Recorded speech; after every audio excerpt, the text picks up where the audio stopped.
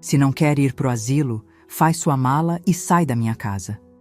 Foi o que meu filho gritou, olhando bem nos meus olhos. Fiquei quieta, apenas sorri. Dobrei minhas roupas com calma, guardei minhas fotos antigas e fechei a mala. 1 hora depois, uma limusine parou na porta. Quando ele abriu e viu quem tinha vindo me buscar, o sorriso dele simplesmente desapareceu. Sabe aquele momento em que o chão some debaixo dos seus pés? Quando você olha para alguém que carregou no colo, amamentou, ensinou a andar e não reconhece mais quem está na sua frente? Foi exatamente isso que senti quando meu filho Rodrigo me expulsou da casa dele. Não, deixa eu reformular. Da minha casa. Porque aquela propriedade foi comprada com o dinheiro que eu juntei costurando vestidos de noiva durante 32 anos. Cada ponto daquelas rendas carregava meu suor. Cada bordado pagou um tijolo daquela construção. Mas naquele domingo de março, às 3 da tarde, nada disso importava mais. Eu estava na cozinha lavando a louça do almoço, como sempre fazia, porque a sogra entende melhor dessas coisas, segundo Fabiana, minha nora. O vestido florido que eu usava estava molhado na frente. Minhas mãos, ásperas de tanto trabalho, tremiam segurando a esponja. Rodrigo entrou na cozinha com aquela cara fechada que eu conhecia bem. Aquela expressão que ele fazia quando criança e tinha tomado uma bronca do pai. Só que meu Alberto já se foi há 13 anos. E o homem de 42 anos parado na minha frente não era mais aquele menino assustado. Mãe, a gente precisa conversar. Sequei as mãos no pano de prato bordado. Presente da minha comadre Vilma. Virei para ele com um sorriso cansado. Fala, meu filho. Aconteceu alguma coisa? Fabiana apareceu na porta.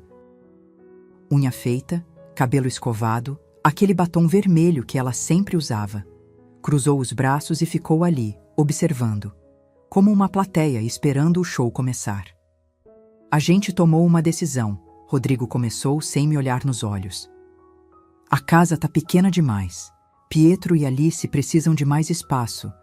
E... bem, a senhora já tem idade, né? Talvez fosse melhor procurar um lugar mais adequado. Meu coração disparou. Eu sabia o que vinha a seguir. Um lugar adequado? Repeti devagar. Um lar de idosos, mãe. Tem uns muito bons aqui na região. A senhora vai ter companhia, atividades, enfermeiras. Asilo. A palavra saiu da minha boca como um tiro. Você está querendo me mandar para um asilo. O silêncio que se seguiu foi denso como chumbo. Fabiana mexia no celular, fingindo estar ocupada. Rodrigo finalmente me encarou, e havia algo nos olhos dele que eu nunca tinha visto antes. Frieza. Não é asilo, mãe. É uma residência assistida. A diferença é que você quer me jogar fora. Minha voz não tremeu. Não ia dar esse gosto para eles. Foi aí que ele explodiu. Então vai embora, vai! Se não quer ir pro asilo, faz sua mala e sai da minha casa. O grito dele ecoou pela cozinha. Ricocheteou nas paredes que eu pintei. Atravessou o corredor onde eu coloquei os quadros. Subiu pelas escadas que eu limpei todo santo dia durante 3 anos. Fabiana sorriu. Um sorriso pequeno, discreto, que ela tentou esconder atrás da mão. Mas eu vi. E foi nesse exato momento que algo dentro de mim se rompeu. Não foi meu coração. Esse já estava em pedaços. Foi algo mais profundo. Foi a última corda que me prendia à ilusão de que eu ainda tinha uma família. Respirei fundo. Olhei para meu filho, aquele homem que eu não reconhecia mais, e fiz algo que ele nunca esperava. Eu sorri. Tudo bem, Rodrigo. Vou fazer minha mala. A expressão dele mudou. Confusão. Talvez até um pouco de medo. Ele esperava lágrimas, súplicas, um escândalo. Não aquela calma assustadora. Subi as escadas pela última vez. Entrei no quartinho dos fundos onde eu dormia. Sim, o menor cômodo da casa. Aquele que mais parecia um depósito. Peguei minha mala velha de couro, a mesma que usei quando me mudei para lá há 3 anos. Dobrei minha roupa com cuidado. Cada blusa, cada saia, cada lenço que eu mesma havia costurado. Peguei a caixinha de mogno com as fotos antigas. Eu e Alberto no dia do casamento, Rodrigo bebê no meu colo, minha mãe no quintal da casa onde cresci. Não chorei, nem uma lágrima. 1 hora depois, eu desci com minha mala. Rodrigo estava na sala, sentado no sofá que eu comprei. Fabiana ao lado dele, aquela expressão vitoriosa estampada no rosto. Foi quando tocaram a campainha. Rodrigo se levantou, irritado, e abriu a porta. E o rosto dele... eu nunca vou esquecer aquela expressão.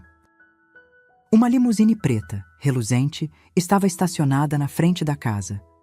O motorista de terno segurava a porta traseira aberta. E de dentro do carro saiu um homem de 70 e poucos anos, terno azul marinho impecável, cabelos grisalhos penteados para trás. Henrique Montenegro, o sócio do meu falecido marido, o dono da Montenegro Incorporações, o homem mais rico do bairro, e ele estava ali, por mim. Rodrigo ficou paralisado na porta, a boca entreaberta. Fabiana se levantou do sofá, pálida. Henrique entrou sem pedir licença, passou direto por Rodrigo como se ele fosse invisível e veio até mim. Marta, ele disse, com aquele sorriso gentil que eu conhecia desde os 25 anos. Está pronta? Peguei minha mala. Olhei para Rodrigo uma última vez. Obrigada por tudo, meu filho. Agora você tem a casa todinha para vocês. E saí. O sorriso de Rodrigo tinha desaparecido completamente. Enquanto a limusine se afastava, vi pela janela traseira. Meu filho ainda estava parado na porta, imóvel, vendo sua mãe partir em grande estilo. E pela primeira vez em 3 anos, eu me senti livre. Se você quer saber o que aconteceu depois, deixe seu like e se inscreva no canal, porque essa história está apenas começando, e o que vem a seguir vai te deixar de queixo caído. O interior daquela limusine cheirava a couro legítimo e perfume caro. Henrique sentou ao meu lado, mantendo uma distância respeitosa, enquanto o motorista seguia pela avenida principal. Eu ainda segurava firme a alça da minha mala velha, como se fosse a única coisa real naquele momento. Minhas mãos tremiam, não de medo, mas de uma mistura estranha de alívio e incredulidade. Você está bem? Henrique perguntou, a voz baixa e cuidadosa. Eu queria dizer que sim. Queria fingir que estava tudo sob controle. Mas quando abri a boca, o que saiu foi apenas um suspiro longo e cansado. Eu não sei o que estou sentindo, Henrique. Acho que ainda não caiu a ficha. Ele acenou com a cabeça, compreensivo. Não tentou me consolar com frases vazias. Apenas ficou ali, em silêncio, enquanto São Paulo desfilava pela janela. Prédios, outdoors, pessoas correndo na calçada. O mundo continuava girando, indiferente ao fato de que minha vida tinha acabado de desmoronar. Quando chegamos ao edifício dele, um arranha-céu de vidro espelhado no Itaim Bibi, eu precisei segurar no braço de Henrique para sair do carro. Minhas pernas estavam bambas. O porteiro nos cumprimentou com reverência. Boa tarde, senhor Montenegro. Nem olhou para mim 2 vezes. Provavelmente achou que eu era alguma parente distante. O elevador era todo espelhado. Vi meu reflexo multiplicado infinitamente. Uma mulher de 68 anos, vestido simples molhado de água de pia, cabelos grisalhos presos num coque baixo, olhos vermelhos de segurar o choro. Você é linda, Marta, Henrique disse, como se lesse meus pensamentos. Sempre foi. Eu quis rir. Quis dizer que ele estava ficando cego na velhice, mas algo na sinceridade daqueles olhos castanhos me impediu. O apartamento dele ficava no 23º andar. Cobertura duplex com vista para a cidade inteira. Quando ele abriu a porta, eu simplesmente parei. Piso de mármore. Sala ampla com pé direito duplo. Janelas do chão ao teto mostrando São Paulo iluminada pelo sol da tarde. Móveis modernos, mas com bom gosto. Nada daquelas coisas exageradas que gente nova rica costuma ter. O quarto de hóspedes fica no andar de cima, Henrique explicou pegando minha mala. Tem banheiro privativo, closet, varanda, fique à vontade. Esta é sua casa agora. Sua casa agora. As palavras ecoaram na minha cabeça enquanto eu subia a escada de madeira envernizada. O quarto era maior que toda a área de serviço onde eu dormia na casa de Rodrigo. A cama king size tinha lençóis brancos impecáveis. Cortinas de linho filtravam a luz dourada da tarde. E aquele cheiro de lugar novo, de recomeço. Sentei na beirada da cama e finalmente deixei as lágrimas caírem. Não eram lágrimas de tristeza, eram de exaustão, de alívio. De raiva contida durante tanto tempo que agora jorrava para fora como água de represa rompida. Quanto tempo fiquei ali chorando? Não sei. Mas quando parei, já tinha escurecido. A cidade lá fora era um mar de luzes piscantes. Meu celular começou a vibrar. Uma chamada. Rodrigo. Deixei tocar até cair na caixa postal. Outra chamada. Rodrigo de novo. Recusei. As notificações começaram a aparecer em cascata. 47 chamadas perdidas. 23 mensagens no WhatsApp. Abri as mensagens com o coração disparado. Rodrigo, 18h47. Mãe, onde a senhora está? Rodrigo, 18h53. Mãe, responde. Rodrigo, 19h12. Quem era aquele homem? Rodrigo, 19h34. A senhora precisa voltar pra gente conversar direito. Rodrigo, 20h15. Mãe, eu tô preocupado. Eu quase ri. Preocupado. Ele estava preocupado agora? Depois de me expulsar de casa na frente da mulher dele? Depois de gritar comigo na minha própria cozinha? Desliguei o celular. Havia uma batida suave na porta. Marta? Preparei um chá. Posso entrar? Henrique entrou carregando uma bandeja de prata com bule, xícaras e biscoitos. Sentou-se na poltrona ao lado da janela e serviu o chá em silêncio. Camomila com melissa, meu favorito. Como ele sabia? Alberto me contou, ele disse, lendo novamente minha mente. Disse que você tomava esse chá toda noite antes de dormir. Meu peito apertou ao ouvir o nome do meu marido, Alberto Montenegro da Silva, o amor da minha vida, perdido há 13 anos para um infarto fulminante. Por que você foi me buscar hoje, Henrique? Perguntei finalmente. Como você sabia? Ele tomou um gole do próprio chá pensativo. Eu não sabia, foi coincidência. Passei em frente à casa mais cedo, vi seu neto brincando no jardim e pensei em tocar a campainha para saber como você estava. Mas algo me disse para voltar mais tarde. Ele fez uma pausa. Quando vi você saindo com aquela mala, o rosto do seu filho, eu entendi tudo. Ele me expulsou. As palavras saíram secas, cortantes. Meu próprio filho, depois de tudo que fiz por ele. Henrique colocou a xícara de lado e se inclinou para a frente, as mãos entrelaçadas. Marta, eu preciso te fazer uma proposta. Mas antes disso, preciso te contar algo que guardei por muitos anos. Meu coração acelerou. Havia algo na intensidade daquele olhar que me assustava e acalmava ao mesmo tempo. Eu sempre amei você. O silêncio que se seguiu era tão denso que eu podia ouvir minha própria respiração. Desde o dia em que Alberto te apresentou como noiva dele, ainda nos anos 90. Você tinha 23 anos, usava um vestido amarelo com flores pequenas e ria de um jeito que iluminava a sala inteira. Ele sorriu, nostálgico. Eu soube naquela hora que tinha perdido a chance da minha vida. Eu não sabia o que dizer. Minha mente estava em branco. Mas Alberto era meu melhor amigo e você o amava. Então, eu guardei esse sentimento, transformei em amizade, em respeito. Casei com Laura, tive meus filhos, construí minha vida, mas Marta... Ele fez uma pausa, a voz embargada. Você sempre foi a única que realmente habitou meu coração. Lágrimas escorriam pelo meu rosto novamente. Não sei por que eu estava chorando. Confusão, talvez. Ou gratidão por alguém, finalmente, me enxergar como mais do que apenas uma mãe descartável. Laura morreu há 5 anos, câncer. E mesmo respeitando meu luto, mesmo esperando o tempo certo, eu nunca tive coragem de te procurar. Ele levantou, se aproximou, ajoelhou na minha frente, um homem de 73 anos, bilionário, de joelhos diante de mim. Mas hoje, quando te vi saindo daquela casa com a dignidade de uma rainha, eu soube, não vou perder você de novo. Henrique, eu... Não precisa responder nada agora. Ele interrompeu gentilmente. Só preciso que saiba. Você não está sozinha. Nunca mais vai estar.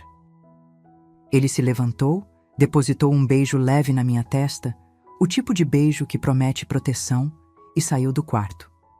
Fiquei ali, olhando para a cidade iluminada, segurando a xícara de chá que já tinha esfriado. E pela primeira vez em décadas, eu me senti vista. No dia seguinte, Henrique bateu na porta às 9 da manhã. Vista algo bonito. Temos uma reunião importante. Reunião? Confia em mim.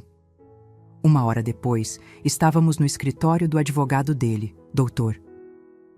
Otávio Sampaio, um homem careca de óculos que me cumprimentou com reverência excessiva. Senhora Marta, é uma honra finalmente conhecê-la. Henrique puxou uma cadeira para mim e sentou ao meu lado. Otávio, pode começar. O advogado abriu uma pasta azul, puxou vários documentos e olhou diretamente para mim. Senhora Marta, eu tenho uma proposta do Sr. Montenegro. Ele gostaria de torná-la sócia minoritária de 3 empreendimentos da Montenegro Incorporações. Isso representaria uma renda mensal estimada entre 80 a 120 mil reais, dependendo dos resultados trimestrais.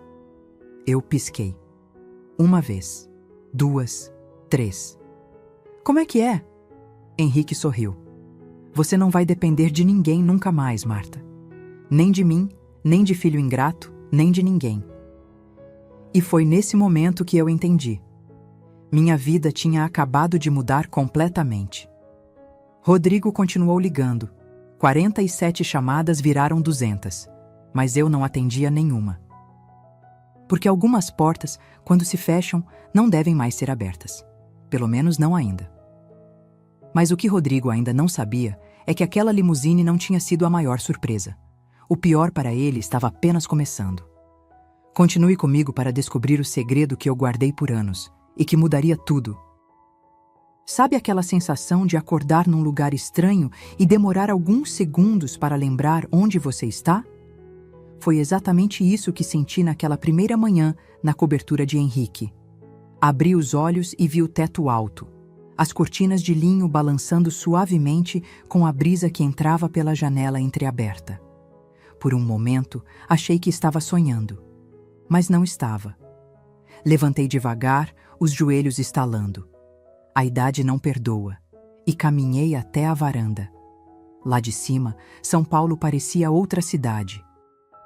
Limpa, organizada, bonita até, tão diferente da vista que eu tinha do quartinho dos fundos na casa de Rodrigo, o muro cinza do vizinho e a caixa d'água enferrujada. Foi aí que bateu, como uma onda fria que te derruba sem avisar. Eu tinha ignorado tanta coisa, tanto sinal, tantas pequenas crueldades que fui engolindo uma atrás da outra, como se fossem remédios amargos necessários para manter a paz. Sentei na cadeira de balanço da varanda e deixei as memórias virem. 3 anos atrás, quando vendi meu apartamento. Era um lugar pequeno, mas era meu. 2 quartos no Tatuapé, comprado com o dinheiro das costuras. Cada metro quadrado daquele imóvel tinha sido conquistado com agulha e linha. Rodrigo apareceu numa tarde de sábado, Fabiana a tiracolo, com aquela conversa macia. Mãe, a gente estava pensando... A senhora não fica muito sozinha aí? E se acontece alguma coisa? A senhora já tem idade, né? Idade. Essa palavra que eles usavam como se fosse uma sentença de morte. Eu tô bem, meu filho. Tenho minhas amigas, minha rotina. Mas não seria melhor morar com a gente? Fabiana interrompeu sorrindo. A casa é grande, os meninos adoram a avó e a gente cuida da senhora. Cuida. Que palavra bonita, que mentira bem embalada. E tem outra coisa, Rodrigo continuou, coçando a nuca. O mesmo gesto que fazia quando criança e queria alguma coisa. A gente está querendo abrir uma filial da loja. Mas está faltando capital inicial. Se a senhora vendesse o apartamento, podia investir com a gente. Seria tipo uma sociedade familiar. 180 mil reais. Foi quanto saiu a venda do meu cantinho. 180 mil que viraram empréstimo temporário para o negócio do meu filho. É só até a empresa deslanchar, mãe. Aí a gente devolve com juros. Eu assinei a transferência, acreditando que estava investindo no futuro dele, no futuro da minha família. 3 anos se passaram. Nunca vi um centavo de volta. As lembranças continuaram desfilando, cada uma mais dolorosa que a anterior. O sumiço das joias da vovó Clarice. Eram 3 peças, um broche de pérolas, um anel de ouro com ametista e um colar de âmbar. Nada extravagante, mas tinha valor sentimental imenso. Minha avó usou aquele broche no dia que fugiu da Itália durante a guerra. Eu guardava tudo numa caixinha de veludo verde, escondida na gaveta da minha roupa íntima. Até que um dia, a caixinha simplesmente sumiu. Mãe, a senhora deve ter guardado em outro lugar e esqueceu, Rodrigo disse, sem nem levantar os olhos do celular. Eu não esqueci, Rodrigo. Eu sei exatamente onde estava. Fabiana apareceu na porta do quarto, aquele sorrisinho prepotente nos lábios. Sogra, com todo o respeito, mas a senhora já tem idade. É normal ficar esquecida. Minha avó também ficou assim antes de ir pro asilo. Asilo. Ela já plantava a semente 3 anos atrás. Nunca mais encontrei as joias. 6 meses depois, vi fotos no Facebook de Fabiana em Cancún, usando um colar de âmbar idêntico ao da vovó Clarice. Quando perguntei, ela disse que tinha comprado numa feira de artesanato no México. Eu não confrontei. Não fiz escândalo. Apenas engoli seco e fingi que acreditava. Por quê? Porque eu tinha medo. Medo de perder meu filho. Medo de ficar sozinha de verdade. Medo de admitir que talvez, só talvez, eu tivesse criado um homem fraco demais para me defender. Mas a pior memória de todas foi aquela conversa que escutei sem querer. Era uma terça-feira à noite, há cerca de 8 meses.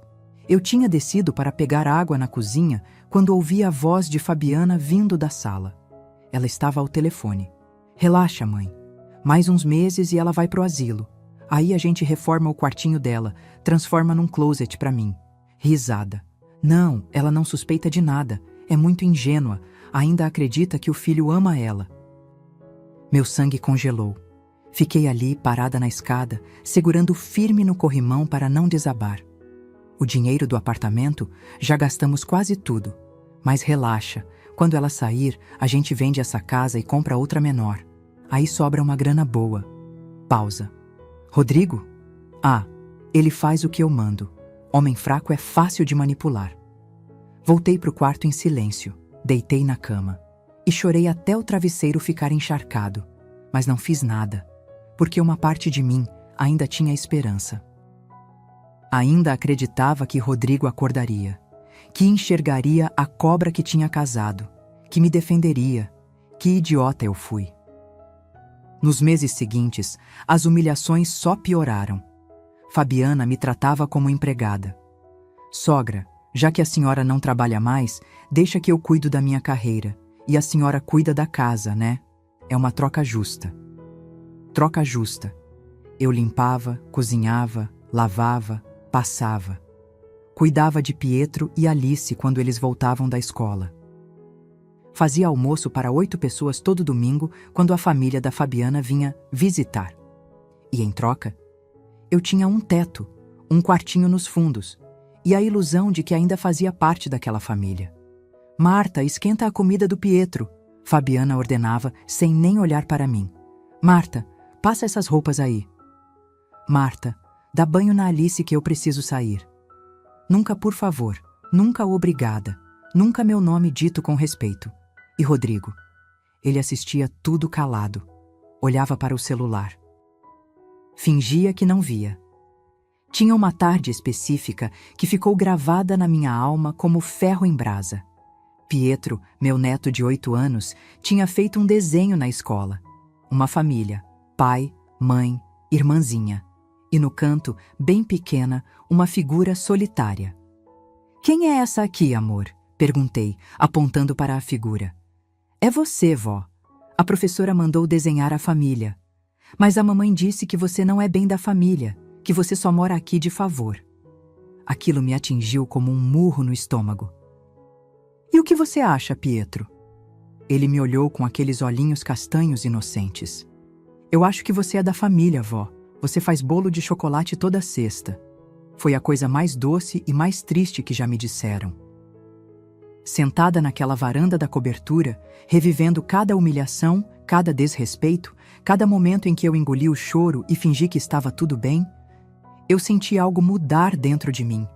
Não era raiva, não era tristeza, era clareza. Eu tinha passado 3 anos aceitando migalhas, me contentando com sobras de afeto, me anulando para não incomodar, virando invisível na tentativa desesperada de não ser expulsa. E mesmo assim, fui expulsa. Porque para gente como Fabiana, eu nunca seria suficiente, nunca seria útil o bastante, nunca seria nada além de um estorvo a ser removido na primeira oportunidade. E Rodrigo? Meu filho tinha escolhido o lado dele há muito tempo. Só que eu estava cega demais, apaixonada demais pela lembrança do menino que ele foi, para enxergar o homem covarde em que ele se transformou. Peguei meu celular. 213 chamadas perdidas agora. Abri o WhatsApp. As mensagens continuavam chegando. Rodrigo, 0723. Mãe, pelo amor de Deus, atende. Rodrigo, 0745.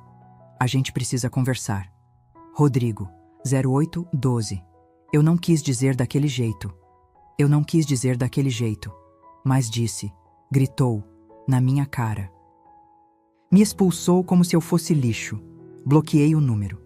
Henrique bateu na porta com o café da manhã. Pão francês quentinho, manteiga, geleia de morango, suco de laranja espremido na hora. Dormiu bem? Melhor do que nos últimos 3 anos, respondi. E era verdade. Ele sentou na minha frente, estudando meu rosto. Você está diferente hoje. Estou lembrando, falei simplesmente, de tudo que eu deixei passar, de todas as vezes que eu me calei quando deveria ter gritado. Henrique acenou com a cabeça compreensivo. E o que você vai fazer agora? Olhei para ele. Depois olhei para a cidade lá embaixo, para aquele mundo imenso que eu tinha esquecido que existia enquanto me enterrava naquele quartinho dos fundos. Agora? Agora eu vou fazer o que deveria ter feito há muito tempo. O quê? Eu sorri, e dessa vez não era um sorriso de dor. Era um sorriso de decisão. Vou me lembrar de quem eu sou. Acha, Ana. E quando você se lembra de quem realmente é, as pessoas que te subestimaram vão aprender uma lição que nunca esquecerão. Fique comigo, porque o que descobri a seguir mudou tudo. 2 dias depois, Henrique me levou até um prédio comercial no centro de São Paulo.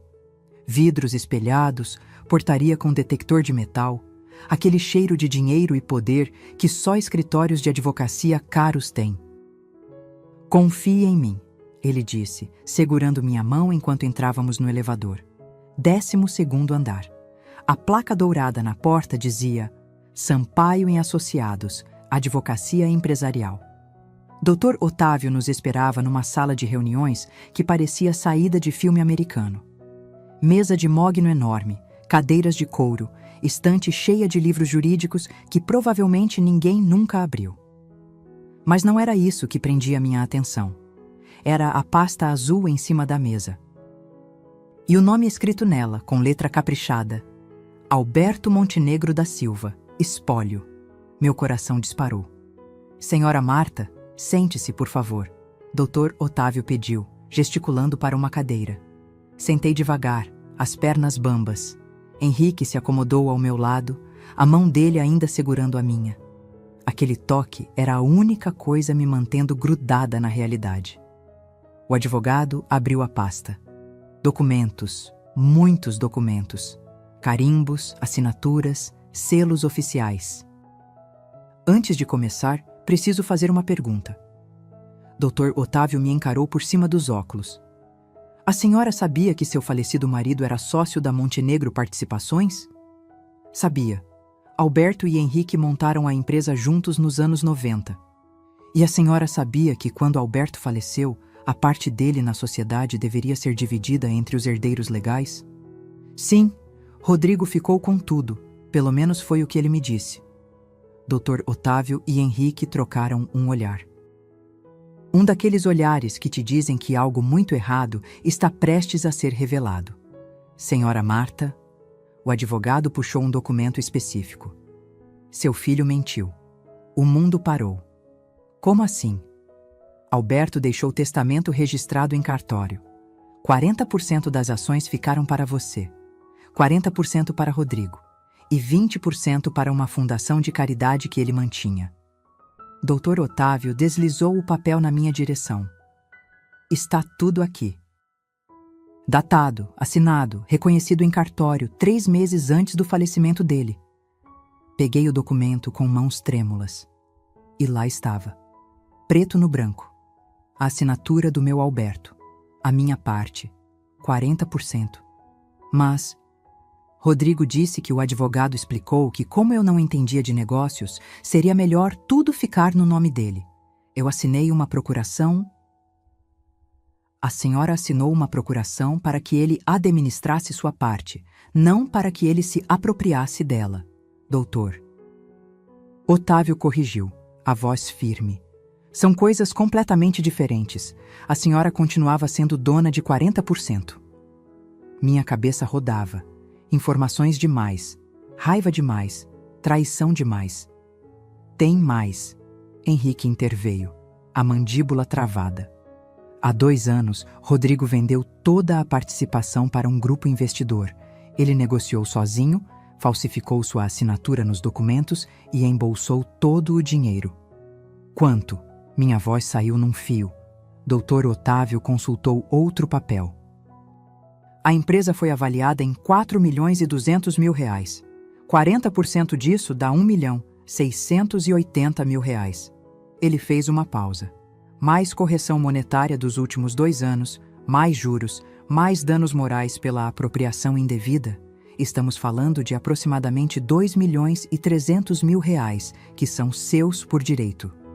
2,3 milhões. O quartinho dos fundos, as humilhações. Os pedidos de empresta só mais um pouquinho, mãe. A expulsão. Tudo enquanto ele tinha roubado milhões de mim. Eu quero processar, falei, e minha voz não tremeu nem um pouco. Quero cada centavo de volta, com juros, com correção, com tudo. Dr. Otávio sorriu. Era o sorriso de um tubarão que acabou de farejar sangue. Já preparei a petição inicial. Só preciso da sua autorização para protocolar. Peguei a caneta. Assinei meu nome em 3 vias diferentes. Cada rabisco era uma declaração de guerra. Rodrigo vai ser notificado em 48 horas, o advogado explicou. Ele terá 15 dias para apresentar defesa. Mas com as provas que temos, documentos forjados, perícia grafotécnica, extratos bancários, ele não tem como escapar. Saímos do escritório 1 hora depois. Eu estava atordoada, mas havia algo novo pulsando dentro do meu peito. Poder. No caminho de volta, Henrique parou num café. Pediu 2 expressos e me encarou com seriedade. Marta, você tem certeza? Processar o próprio filho não vai ser fácil. Ele vai reagir. Fabiana vai envenenar mais ainda a cabeça dele. E os netos? Os netos, eu interrompi, merecem crescer, sabendo que a avó não é capacho de ninguém, que dignidade não se negocia e que roubar da própria mãe tem consequências. Henrique sorriu, orgulhoso. Esse é o espírito. Voltamos para a cobertura. Desliguei meu celular, que agora tinha mais de 400 chamadas perdidas, e dormi a noite inteira. Sem remorso, sem culpa, sem medo. 48 horas depois, o telefone fixo de Henrique tocou às 7 da manhã. Era Dr. Otávio. Ele foi notificado, e pela reação, acho que seu filho acabou de ter o pior dia da vida dele. Desliguei e olhei pela janela. São Paulo acordava devagar, o sol nascendo por trás dos prédios. E eu estava apenas começando. Rodrigo pensou que tinha sido esperto, que eu nunca descobriria. Mas sabe o que ele esqueceu? Que eu sou filha de imigrantes italianos. E italiano não esquece. Italiano cobra. Continue aqui, porque o confronto que vem a seguir vai te arrepiar. 3 semanas se passaram desde a notificação judicial. 3 semanas de silêncio absoluto da minha parte. 3 semanas em que Rodrigo deve ter envelhecido 10 anos. Eu sabia disso porque Henrique tinha um investigador acompanhando os movimentos dele. Não por maldade, por estratégia. Conhecer o inimigo é metade da batalha. E sim, meu próprio filho tinha virado meu inimigo. A ficha tinha caído de vez. Naquela manhã de sábado, resolvi que estava na hora de olhar nos olhos dele. Não por saudade, não por reconciliação, mas porque algumas conversas precisam acontecer cara a cara. Peguei meu celular, aquele que estava desligado há semanas, e liguei. Atenderam no primeiro toque. Mãe, graças a Deus! A voz de Rodrigo estava desesperada. Mãe, a gente precisa conversar. Isso é um mal-entendido terrível. Eu posso explicar. Restaurante Fazano, hoje, 8 da noite. Você, Fabiana e eu. Cortei, seca. Não se atrase. Desliguei antes que ele respondesse. Henrique, que assistia tudo da poltrona com uma xícara de café, sorriu. Você está magnífica quando está no controle. Aprendi com os melhores, respondi, piscando para ele. Às 7h30, eu estava pronta. Vestido preto na altura dos joelhos, aquele que eu mesma tinha costurado há anos e nunca tinha tido coragem de usar. Sapatos de salto baixo discretos, cabelo solto nos ombros, as mechas grisalhas brilhando sob a luz. Um toque de batom vermelho escuro. Quando desci, Henrique ficou de pé boquiaberto. Marta, você está deslumbrante. Vingança se serve fria, Henrique, mas a gente pode se vestir bem para a ocasião. Chegamos ao Fazano às 8 em ponto. O restaurante era tudo o que eu imaginava. Lustres de cristal, mesas com toalhas brancas impecáveis, garçons de luva branca. O tipo de lugar onde uma refeição custa mais do que eu ganhava em uma semana de costura. Rodrigo e Fabiana já estavam lá, sentados numa mesa do canto, visivelmente desconfortáveis.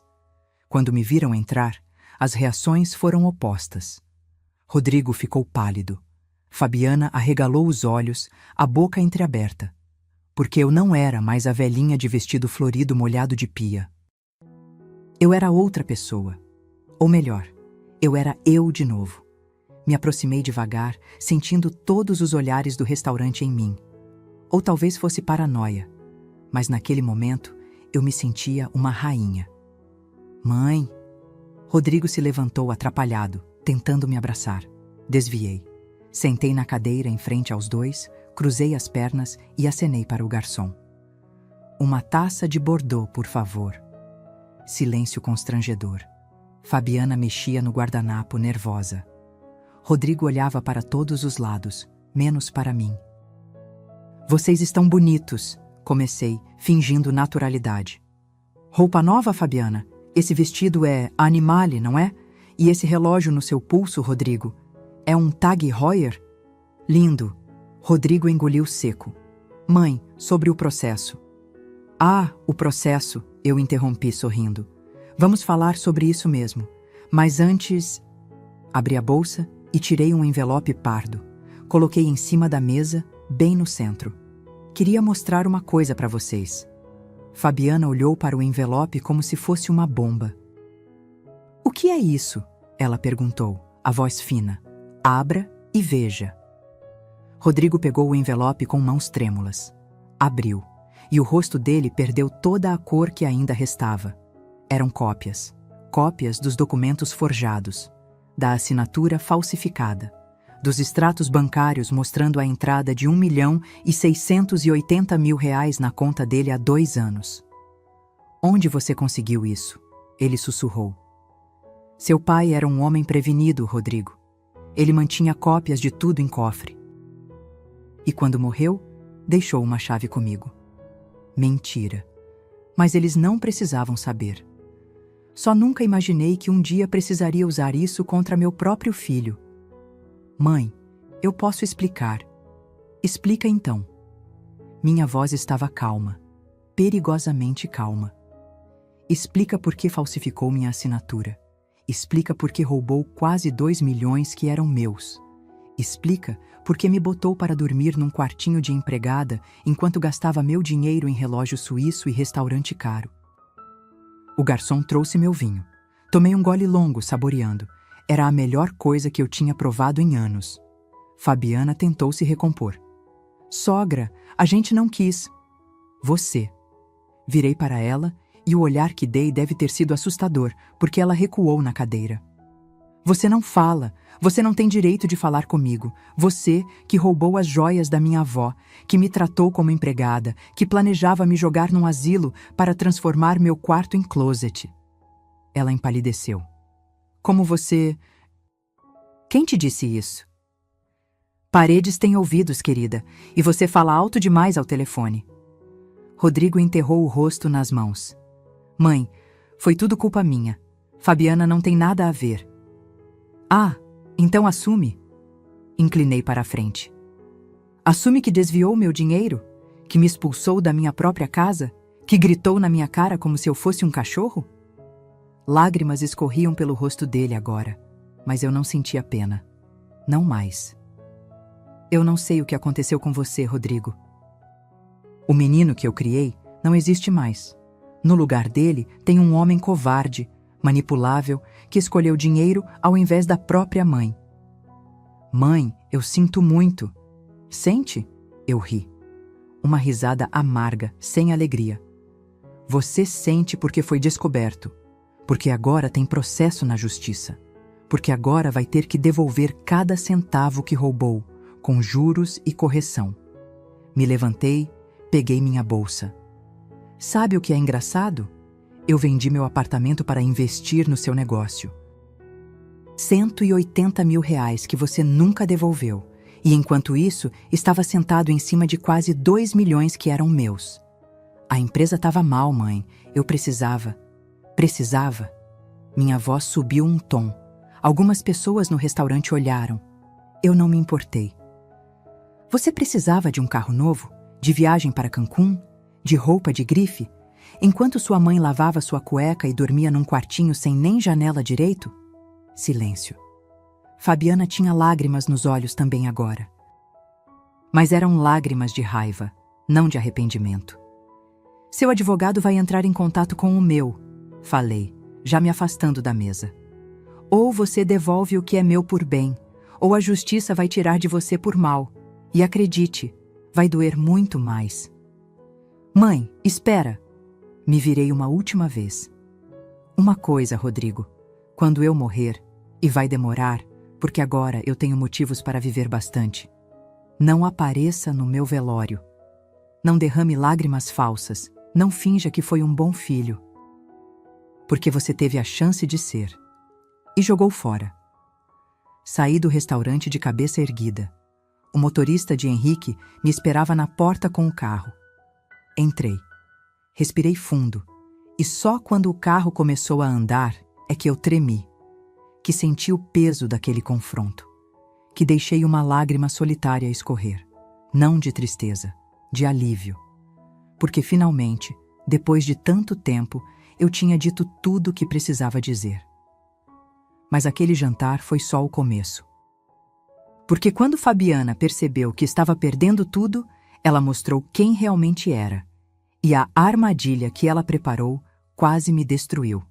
Fica comigo. O pior ainda estava por vir. Depois daquele jantar, achei que finalmente poderia respirar. Que o pior tinha passado. Que agora era só esperar a justiça fazer seu trabalho. Como eu estava enganada. Uma semana depois, Henrique entrou no meu quarto com uma expressão que eu nunca tinha visto no rosto dele. Uma mistura de raiva e nojo. Marta, precisamos conversar. Meu estômago embrulhou. Aquele tom de voz nunca trazia boas notícias. Ele sentou na beirada da cama, segurava um envelope marrom. não olhava nos meus olhos. O investigador que contratei para acompanhar o caso, ele descobriu algumas coisas. Henrique fez uma pausa longa. Sobre Fabiana. O que ela fez agora? Ele abriu o envelope. Fotos, várias fotos. Fabiana entrando num hotel. Fabiana saindo de um apartamento. Fabiana aos beijos com um homem que definitivamente não era Rodrigo. Um homem mais novo, musculoso, cabelo raspado, camisa regata apertada, aquele tipo que passa o dia na academia tirando selfie. Quem é esse? Perguntei, embora já soubesse a resposta. Júlio César Tavares, 32 anos, personal trainer. Trabalha numa academia em Moema. Henrique passou mais fotos. Eles se encontram há pelo menos um ano, 2, 3 vezes por semana, sempre no mesmo motel na Marginal. Senti uma onda de satisfação perversa. Então a Santinha tinha segredos também. Tem mais, Henrique continuou, agora mostrando extratos bancários. Lembra das joias da sua avó que sumiram? Foram vendidas numa joalheria no centro, R$ 23 mil. O dinheiro entrou numa conta conjunta que Fabiana mantém secretamente com esse Júlio. 23 mil. As joias da vovó Clarice, vendidas para bancar caso extraconjugal. E tem isso. Ele me entregou o último documento.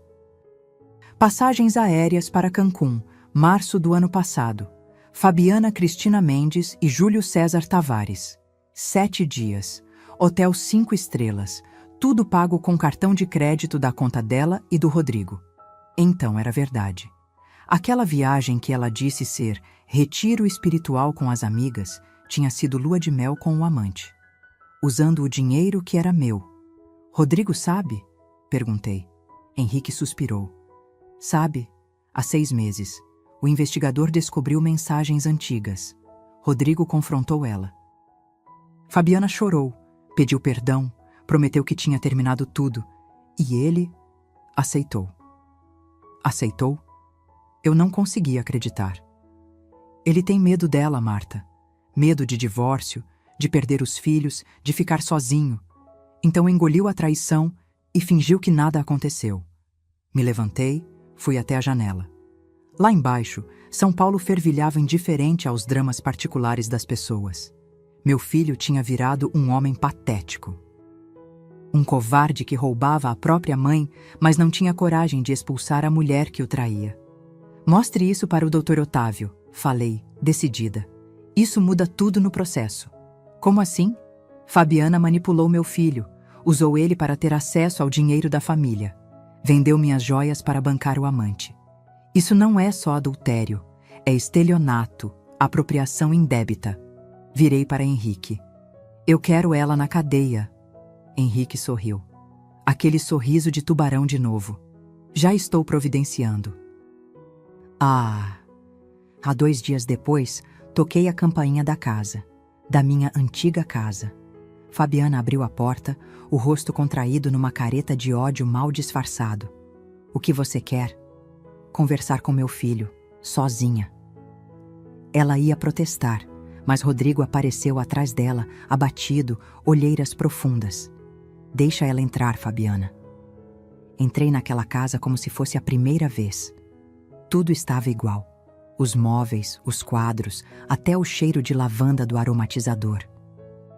Mas parecia um lugar completamente estranho agora. Rodrigo me levou até o escritório. Fechou a porta. Ficamos ali, parados, nos encarando. Meu filho tinha emagrecido. O rosto estava encovado, a postura curvada. Parecia ter envelhecido 10 anos em um mês. Mãe, eu sei da Fabiana e do Júlio. Soltei, sem rodeios. Ele congelou. A boca abriu, fechou, abriu de novo. Nenhum som saiu. Sei que ela te traiu. Sei que você descobriu e não fez nada. Sei que ela vendeu as joias da vovó Clarice para pagar viagem com o amante. Me aproximei dele. E sabe o que mais eu sei? Que você é um covarde. Mãe, não é assim tão simples. É sim. Minha voz explodiu. É exatamente assim. Você escolheu essa mulher ao invés de mim. Ela te manipulou, te usou, te traiu. E mesmo assim, você preferiu me expulsar de casa do que botar ela na rua. Rodrigo começou a chorar. Soluços altos, desesperados. Eu tenho medo, mãe. Medo de perder os meninos. Medo de ficar sozinho. Medo de não conseguir sobreviver sem ela. E foi nesse momento que eu entendi. Meu filho não era apenas covarde. Ele estava doente. Preso num ciclo de abuso emocional que nem ele mesmo conseguia enxergar. Fabiana tinha destruído ele por dentro. Tinha corroído sua autoestima até transformá-lo num fantoche. Parte de mim sentiu pena. Mas a outra parte, a maior parte, ainda estava machucada demais para perdoar. Rodrigo, olha para mim. Segurei o rosto dele com as 2 mãos, obrigando-o a me encarar. Você precisa escolher. Ou você acorda e vê que essa mulher está te destruindo, ou você perde tudo. A empresa, o dinheiro, os filhos e a mãe. Eu não quero perder você, mãe. Então mostra isso. Faz alguma coisa. Soltei ele, dei um passo atrás. Porque do jeito que está, você já me perdeu. Saí do escritório. Fabiana estava na sala, claramente tendo escutado tudo através da porta. Passei por ela sem dizer uma palavra. Mas antes de sair, virei. Ah, Fabiana, espero que tenha aproveitado bem aquelas viagens para Cancún, porque quando o juiz ver as provas que eu tenho, a única viagem que você vai fazer é para uma cela. O rosto dela ficou lívido. E eu saí, porta afora, sentindo algo que não sentia há muito tempo. Poder puro. Naquela noite, Dr. Otávio ligou. Marta, temos um problema. Meu coração afundou. Que tipo de problema? Fabiana entrou com pedido de medida protetiva contra você. Está alegando que se sente ameaçada, que você fez ameaças explícitas contra ela na frente de testemunhas. Ele fez uma pausa. E está pedindo restrição de contato com os netos, alegando que sua presença é prejudicial para as crianças. O mundo desabou de novo. Ela não pode fazer isso. Pode sim, e fez. A audiência é semana que vem. Desliguei o telefone com as mãos tremendo. Fabiana tinha jogado sujo. Muito sujo. E pela primeira vez desde que saí daquela casa, eu senti medo de verdade. Medo de perder Pietro e Alice. Medo de nunca mais vê-los. Medo de que, no final, a cobra venenosa vencesse. O Fabiana tinha declarado guerra. E quando se mexe com os netos de uma avó italiana, ela esqueceu que todo veneno tem antídoto. O que eu fiz a seguir virou completamente o jogo. Continue aqui, porque ninguém ameaça meus netos e sai impune. Aquela semana foi a pior desde que tudo começou. Pior que a expulsão. Pior que descobrir o roubo. Pior que tudo, porque mexeram com meus netos. Eu podia aguentar humilhação, traição, roubo. Mas tirar Pietro e Alice de mim? Isso era cruzar uma linha que não tinha volta. Passei 3 noites sem dormir, sentada na varanda, olhando a cidade, pensando nos meus netinhos. Pietro com aquele sorriso banguela. Alice me chamando de Vovó Martinha. As tardes de sábado fazendo bolo de chocolate juntos. Tudo isso ia ser arrancado de mim por causa de uma mentira. Na manhã da audiência, vesti meu melhor conjunto, blazer azul marinho, calça social, cabelo preso num coque elegante. Precisava parecer respeitável, controlada. Não a bruxa perigosa que Fabiana estava pintando. Dr. Otávio me buscou às 8. No carro, ele revisou a estratégia. Mantenha a calma. Não reaja às provocações. Deixe que eu conduza tudo. Ele me olhou sério. E Marta, prepare-se. Fabiana vai mentir. Muito. O fórum era um prédio antigo no centro, cheirando a mofo e papel velho. Corredores apertados, gente por todo lado. Advogados de terno conversando em grupos. Famílias inteiras esperando nas cadeiras de plástico. E lá, no final do corredor, estavam eles. Fabiana, vestida de forma recatada, saia até o joelho, blusa fechada até o pescoço, maquiagem leve, cabelo preso, sem brincos chamativos. A imagem perfeita da mãe de família preocupada. Rodrigo ao lado dela, olhando para o chão. Não levantou os olhos quando passei. Entramos na sala da audiência. Pequena, claustrofóbica. A juíza era uma mulher de uns 50 anos, cabelos curtos, expressão severa. Bom dia. Audiência de medida protetiva, processo número... Ela leu os números burocráticos enquanto meu coração martelava no peito.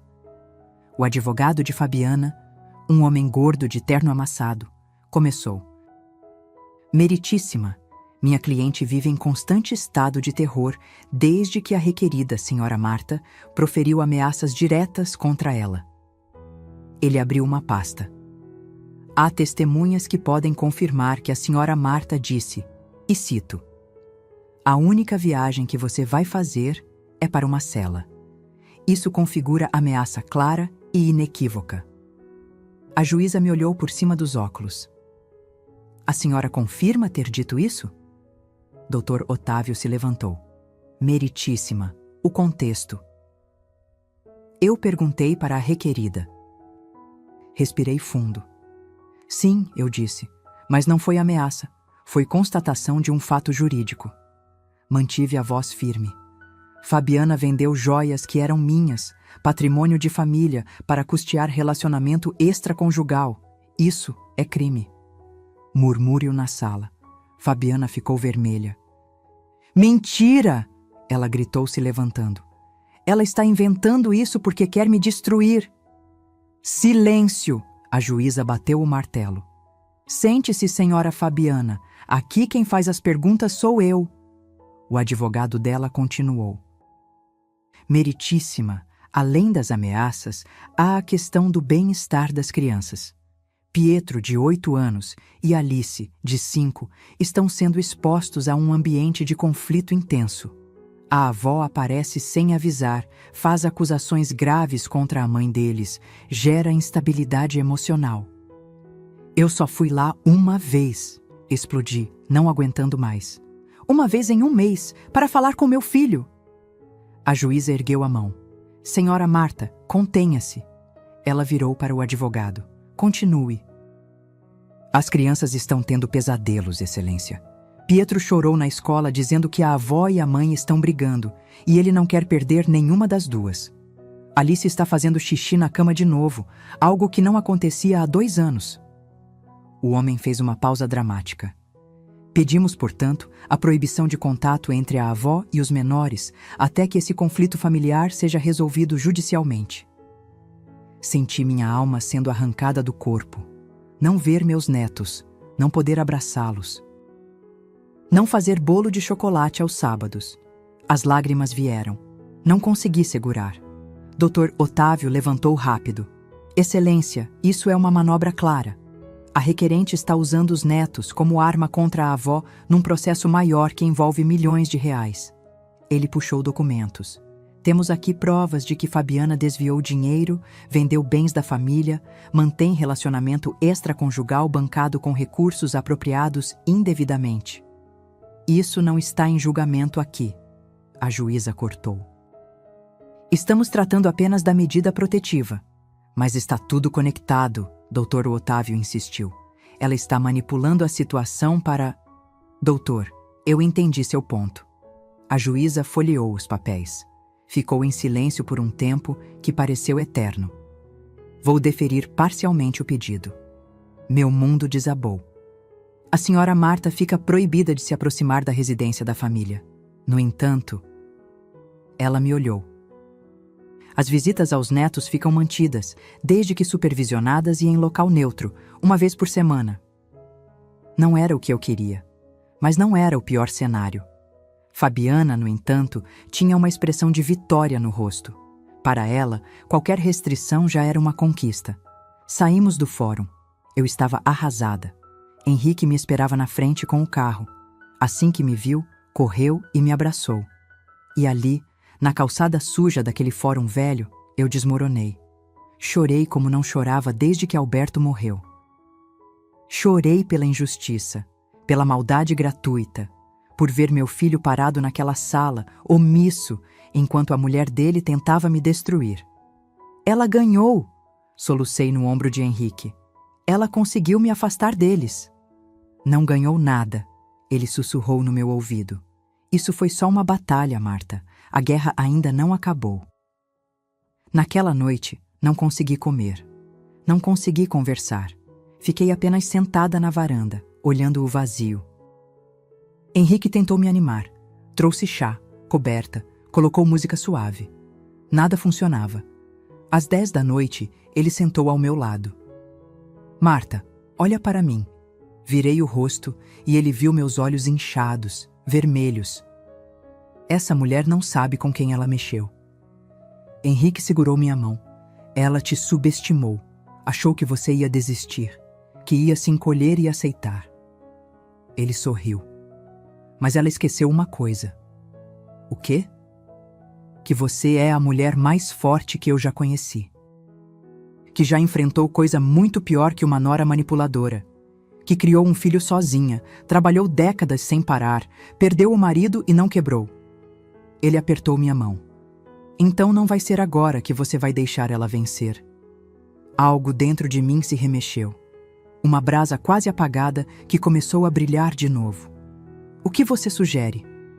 Henrique se levantou, foi até o escritório, voltou com uma pasta. Sugiro que a gente pare de jogar na defensiva e comece a atacar. Abri a pasta.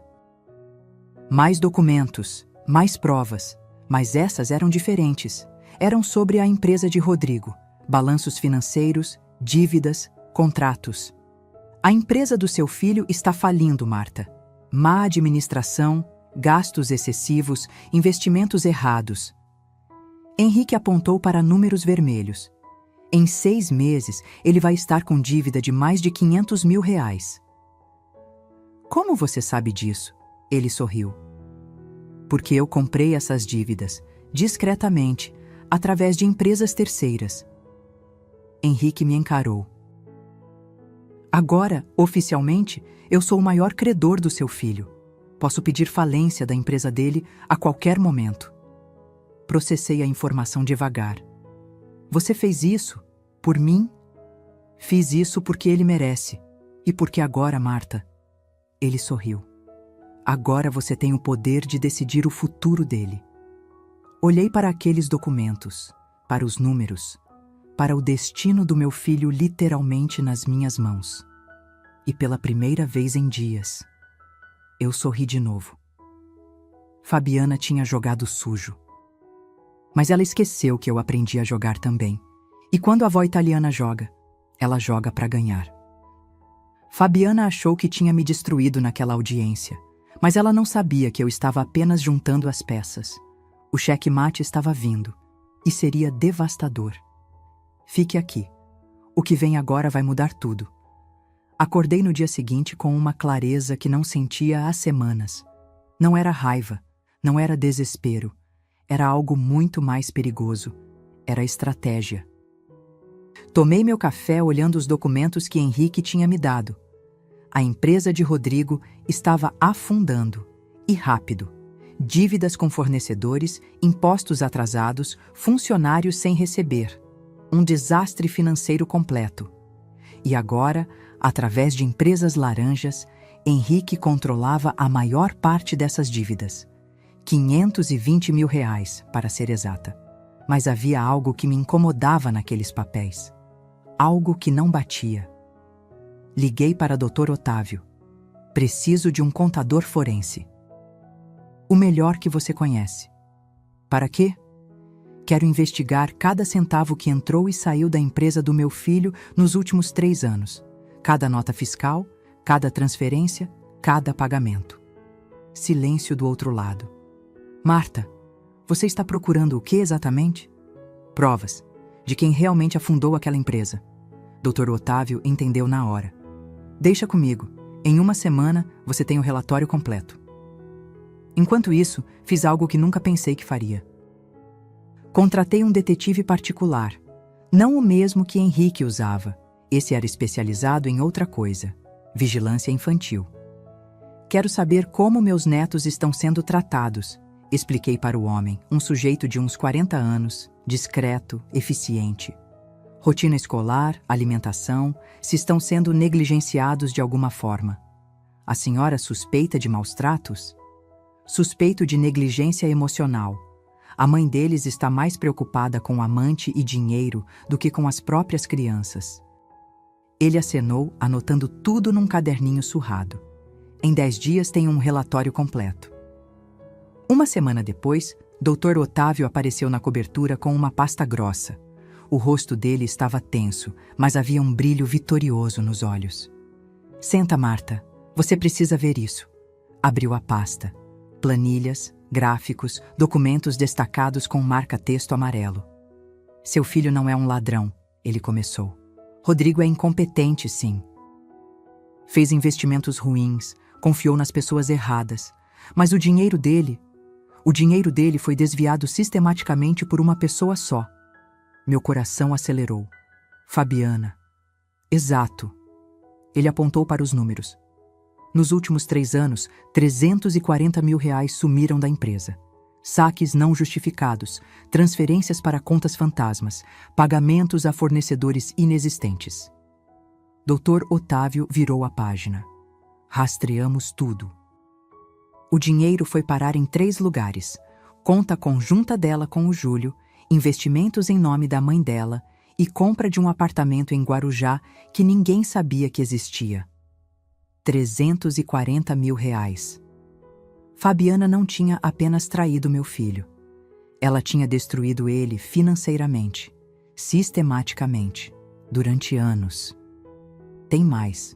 Dr. Otávio puxou outro documento. Lembra das joias da sua avó? Vendidas por 23 mil? Mentira. Foram avaliadas em 58 mil. Fabiana embolsou a diferença através de uma transação fraudulenta com o dono da joalheria, que por acaso é primo dela. Eu estava tremendo, de raiva, de indignação, de uma satisfação sombria porque finalmente, eu tinha provas concretas. O que fazemos com isso? Perguntei. Dr. Otávio sorriu. Aquele sorriso de tubarão faminto. Agora a gente destrói ela. No dia seguinte, o detetive que investigava os netos trouxe o relatório dele. Pietro estava faltando aulas. 3 vezes na última semana, Fabiana simplesmente não o levou para a escola porque esqueceu. A criança estava comendo mal. Lanche da escola sempre esquecido em casa. Almoço era fast food comprado às pressas. Alice tinha voltado a fazer xixi na cama, mas não por causa de mim, como Fabiana alegou no tribunal.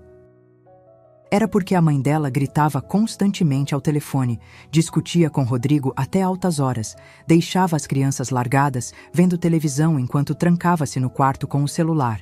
O detetive tinha fotos, vídeos. Pietro sentado sozinho no portão da escola às 5 da tarde, esperando alguém buscar. Alice chorando no parquinho porque ninguém tinha colocado protetor solar nela e ela estava queimada. Negligência. Clara, documentada, inegável. Segurei aquelas fotos com as mãos tremendo. Meus bebês, meus netinhos, sofrendo enquanto aquela víbora fingia ser mãe exemplar no tribunal. Tenho o suficiente? Perguntei para Dr. Otávio, estendendo todos os documentos. Desvio de dinheiro, fraude, negligência infantil. Ele olhou tudo, folheou devagar, conferiu cada página. Quando levantou a cabeça, estava sorrindo. Marta, você não tem apenas o suficiente. Ele bateu na mesa com satisfação. Você tem um arsenal nuclear. Mas havia uma coisa que ainda me corroía por dentro.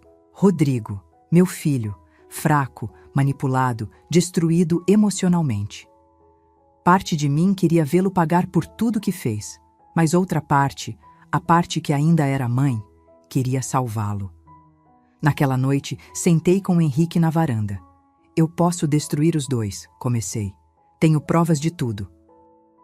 Posso processar Fabiana criminalmente, pedir a guarda dos netos, executar todas as dívidas do Rodrigo e deixar ele na miséria completa.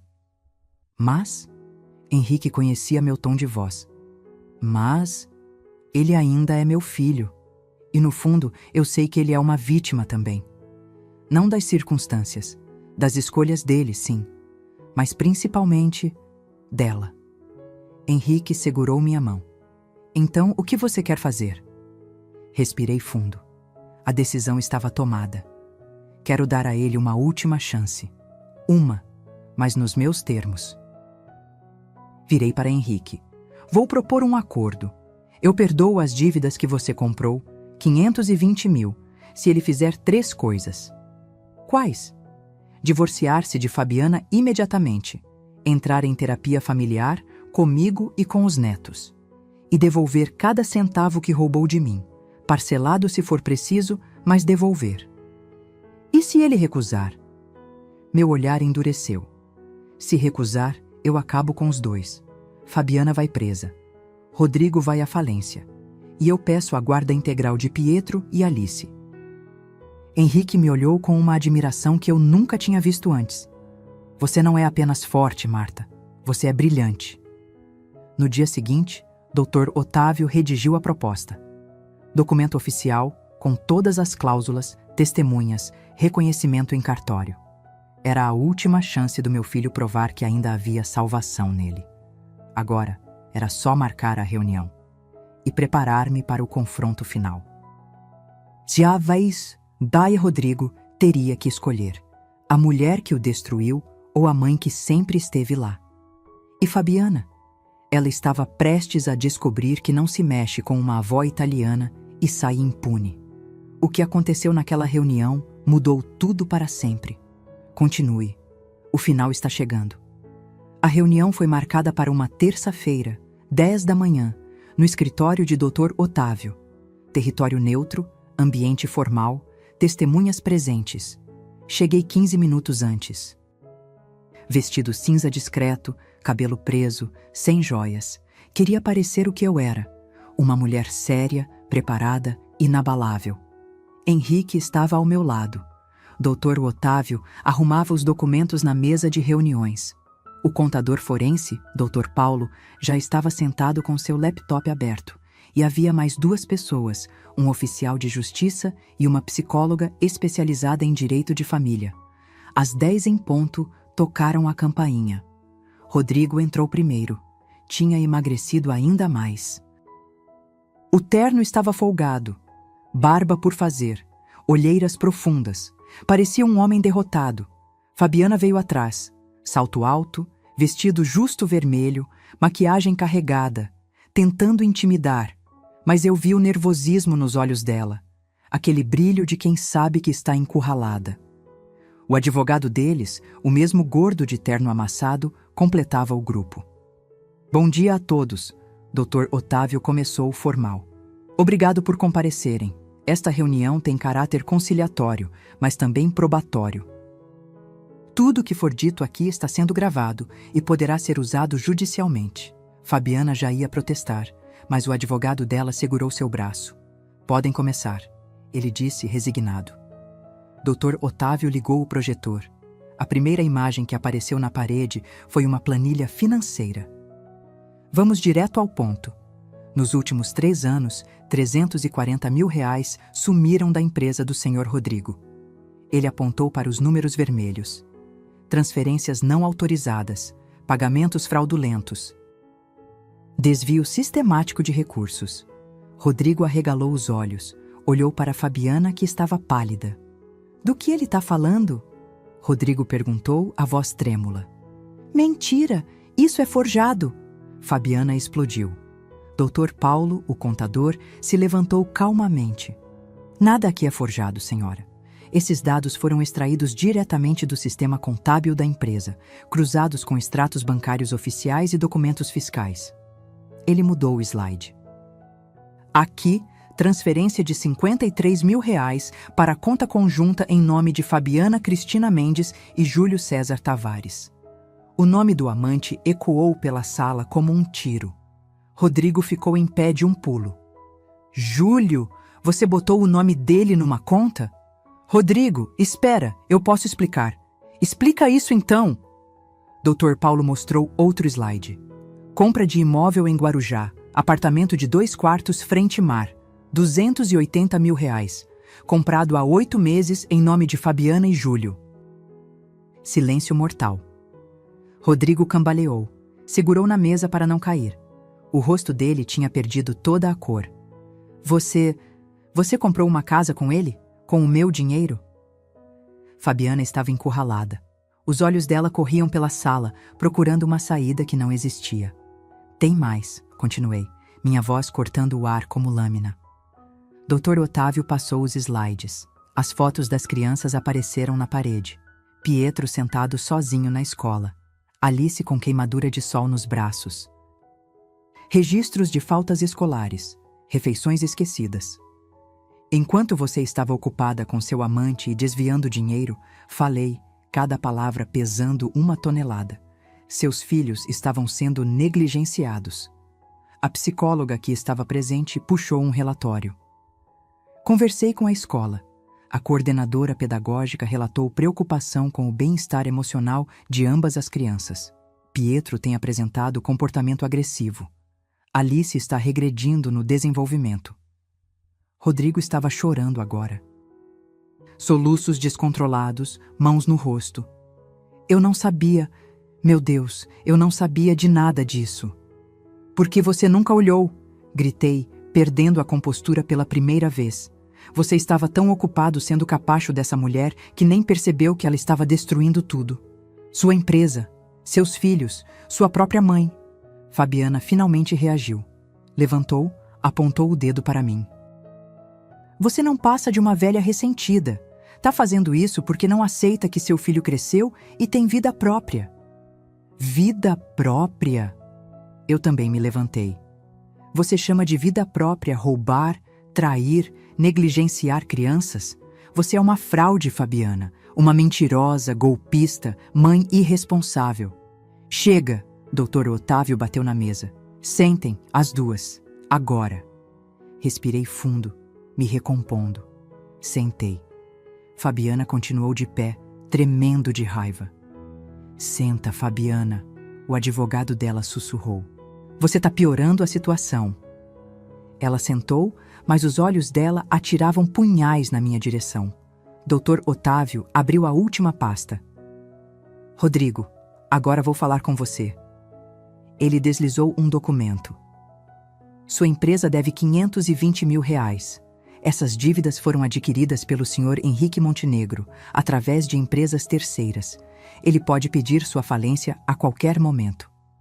Rodrigo olhou para Henrique, depois para mim atordoado. Mas há uma proposta de acordo, Dr. Otávio continuou. Sua mãe está disposta a perdoar essa dívida, toda ela, mediante 3 condições. Passei o documento para Rodrigo. Ele leu com as mãos tremendo. Divórcio imediato de Fabiana, terapia familiar por no mínimo 1 ano e devolução dos valores apropriados indevidamente do espólio do seu pai, R$1.600.000, parcelado em 10 anos sem juros. O silêncio era ensurdecedor. Se você aceitar, continuei, olhando diretamente nos olhos do meu filho, eu te ajudo a reconstruir sua vida. A empresa pode se recuperar. Você pode ter a guarda compartilhada dos meninos. Pode ser o pai que eles merecem. E se eu recusar? Ele sussurrou. Se recusar, eu acabo com você. Fabiana vai responder criminalmente por estelionato e apropriação indébita. Você vai à falência. E eu peço a guarda integral de Pietro e Alice, alegando negligência parental de ambos. Fabiana explodiu. Ele não vai assinar isso. Rodrigo, não assina. Ela tá blefando. Blefando. Dr. Otávio empurrou outro documento. Esse é o boletim de ocorrência já registrado contra você, Fabiana. Estelionato, falsidade ideológica, apropriação indébita. A denúncia vai para o Ministério Público hoje. Fabiana ficou branca como papel. Rodrigo estava olhando para o documento. Depois para mim. Depois para Fabiana. Rodrigo, não faz isso. Ela implorou, mudando o tom. Pensa nos meninos. Pensa na nossa família. Família? Rodrigo se virou para ela e havia algo diferente nos olhos dele. Raiva. Finalmente. Você destruiu minha família, roubou minha empresa, traiu meu filho com outro homem, comprou casa com ele e ainda tem coragem de falar em família? Ele pegou a caneta e assinou. Fabiana gritou. Literalmente gritou. Xingou, chorou, Tentou arrancar o papel da mão dele. O oficial de justiça teve que contê-la. Seu fraco, seu covarde. Você vai se arrepender disso. Já me arrependo, Rodrigo respondeu, a voz quebrada, mas firme. Me arrependo de ter levado 13 anos para ver quem você realmente é. Fabiana foi escoltada para fora, ainda gritando ameaças. Quando a porta fechou, o silêncio voltou. Rodrigo desabou na cadeira, enterrou o rosto nas mãos e chorou. E eu? Eu só olhava para aquele homem destruído que um dia foi meu menininho. Levantei, fui até ele, coloquei a mão no ombro dele. Agora a gente recomeça, sussurrei. Do zero, juntos. Ele me abraçou e choramos juntos. Porque algumas coisas, mesmo quebradas, ainda podem ser consertadas. O pior tinha passado. A cobra foi exposta, mas a história ainda não tinha acabado. Faltava uma última coisa, a mais importante de todas. Continue comigo até o final. 6 meses. Parece pouco tempo quando você fala assim, rápido, mas quando você está reconstruindo uma vida inteira, cada dia pesa como um ano. Estou aqui agora, sentada na varanda da cobertura, tomando meu café da manhã. O sol de setembro entra pelas janelas, aquecendo meu rosto. Lá embaixo, São Paulo acorda mais uma vez. O trânsito, a correria, a vida acontecendo. Mas aqui em cima, finalmente, a paz. Muito mudou nesses 6 meses. Deixa eu te contar. Fabiana está cumprindo pena alternativa. Não foi para a cadeia. O juiz considerou que era ré primária e permitiu que prestasse serviços comunitários. 200 horas limpando creches públicas. Perdeu tudo. O apartamento em Guarujá foi leiloado para pagar as indenizações. O amante Júlio desapareceu quando o dinheiro acabou. Engraçado como esses homens somem rápido, né? Ela tenta ligar para os filhos às vezes. Pietro atende, educado, mas distante. Alice ainda chora depois das ligações. Mas o psicólogo diz que isso vai melhorar com o tempo. Rodrigo. Ah, meu filho. Ele mora agora num apartamento de 2 quartos no Tatuapé. Modesto, simples, mas limpo e organizado. Conseguiu um emprego numa empresa de logística. Não é dono, não é gerente, é apenas funcionário. E sabe o que ele me disse semana passada? Mãe, pela primeira vez em anos, eu durmo em paz. Porque não tem mais cobrança de banco, não tem mais mentiras para sustentar, não tem mais cobra sussurrando veneno no ouvido dele. Ele tem a guarda compartilhada dos meninos. Toda terça e quinta dorme na casa deles. E todo sábado ele traz eles aqui. É sábado hoje. Olho para o relógio. 9h15. Eles devem chegar a qualquer momento. A campainha toca. Meu coração acelera. Toda vez é assim, como se fosse a primeira vez. Abro a porta. Vó Martinha. Alice se joga nos meus braços. Está maior, os cabelos mais compridos, aquele sorriso banguela porque perdeu os 2 dentes da frente. Pietro vem logo atrás, mais contido. Ele tem 8 anos agora. Acha que já é grande demais para abraços efusivos. Mas quando me vê, corre também. Vó, a gente trouxe os ingredientes. O pai deixou a gente escolher no mercado. Rodrigo está parado na porta, um saco de compras em cada mão. Engordou um pouco, finalmente. O rosto não está mais encovado. Há luz nos olhos dele. Bom dia, mãe. Bom dia, meu filho. Ele entra. Henrique aparece da cozinha, secando as mãos no pano de prato. E aí, campeões? Prontos para fazer o melhor bolo de chocolate de São Paulo? As crianças gritam em coro. Steam! A cozinha vira um caos delicioso. Farinha no chão, chocolate derretido nas mãos de Alice, Pietro quebrando ovos com a língua para fora de concentração. Rodrigo fica ao meu lado, batendo a massa. Ficamos em silêncio por um tempo, apenas trabalhando juntos. Mãe, ele diz de repente, sem me olhar. Obrigado. Pelo quê? Por não ter desistido de mim, mesmo quando eu não merecia. Paro de mexer a massa, seguro a mão dele. Rodrigo, eu sou sua mãe. Mães não desistem. A gente briga, a gente se machuca, a gente até se afasta quando precisa. Mas desistir? Nunca. Ele limpa uma lágrima rápida, disfarçando. A terapia está ajudando. A doutora disse que eu fui vítima de abuso psicológico durante anos, que a Fabiana usou técnicas de manipulação clássicas para me controlar. Ele finalmente me olha. Não é desculpa para o que eu fiz com a senhora, mas me ajuda a entender por que eu fiquei cego por tanto tempo. E agora, como você está se sentindo? Ele sorri. Um sorriso genuíno, daqueles que eu não via há anos. Leve. Pela primeira vez em muito tempo, eu me sinto leve. O bolo fica pronto. Colocamos no forno enquanto as crianças assistem desenho na sala com o Henrique. Rodrigo e eu vamos para a varanda.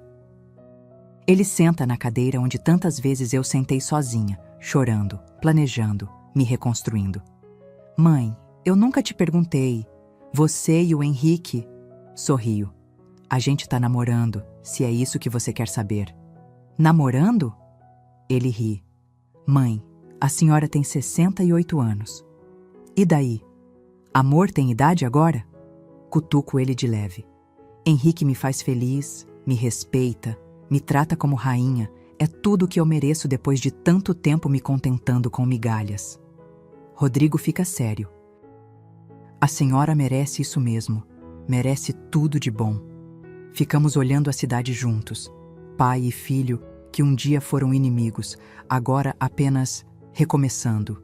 Mãe, sobre o dinheiro, os pagamentos. Não se preocupa com isso agora. Vai pagando devagar no seu tempo. Não é sobre o dinheiro, Rodrigo. Nunca foi. Então sobre o quê? Sobre você entender que ações têm consequências. Sobre aprender a valorizar quem realmente te ama. Sobre ser homem de verdade. Não aquele que grita e oprime, mas aquele que sustenta, protege e honra. Ele acenou pensativo. Do forno vem o cheiro de chocolate. Alice grita da sala. Já tá pronto, vó. Mais 10 minutinhos, meu amor. Cortamos o bolo, todos juntos ao redor da mesa. Pietro conta sobre a escola. Alice mostra um desenho que fez. Uma família. Vovó, papai, ela, Pietro e Henrique. Todos de mãos dadas. Cadê a mamãe? Rodrigo pergunta com cuidado. A mamãe tá em outra folha. Alice responde simples. Porque ela mora longe agora. Crianças têm essa sabedoria crua, né? Elas entendem as coisas do jeito delas. Henrique me olha de ponta de mesa. Sorri. Eu sorrio de volta. Depois que todos vão embora, Rodrigo levando as crianças para o parque, fico sozinha com Henrique na varanda de novo. Ele segura minha mão. Você conseguiu, Marta. Reconstruiu tudo. A gente conseguiu, corrijo. Eu não teria feito nada disso sozinha. Teria sim. Você é a mulher mais forte que eu conheço. Encosto a cabeça no ombro dele. O sol está se pondo, pintando o céu de laranja e rosa. Sabe o que eu aprendi com tudo isso? Falo devagar. O quê? Que a gente não precisa aceitar migalhas, que dignidade não se negocia, que mesmo quando a vida te quebra em 1000 pedaços, olho para ele. A gente sempre pode se reconstruir. E quando a gente se reconstrói com as próprias mãos, peça por peça, a gente não vira o que era antes. Vira o quê? Sorrio. Vira diamante. Eles acharam que me quebrariam. Não sabiam que eu já tinha sido quebrada e reconstruída tantas vezes, que aprendi a virar diamante. E diamante, meu bem, não se quebra mais. Diamante brilha. Imana, ma, mufim, dácia. Se essa história tocou seu coração, se você se viu em algum momento dessa jornada, deixe seu comentário aqui embaixo contando de onde você está assistindo. E se conhece alguém que precisa ouvir essa mensagem, que nunca é tarde para recomeçar, que dignidade não tem preço, que você merece ser tratado com respeito, compartilhe esse vídeo. Deixa seu like, se inscreve no canal e ativa o sininho para não perder as próximas histórias. Porque aqui a gente não conta histórias vazias. A gente conta histórias que transformam, que ensinam, que lembram você de quem você realmente é. Um abraço forte e lembre-se, você é mais forte do que imagina.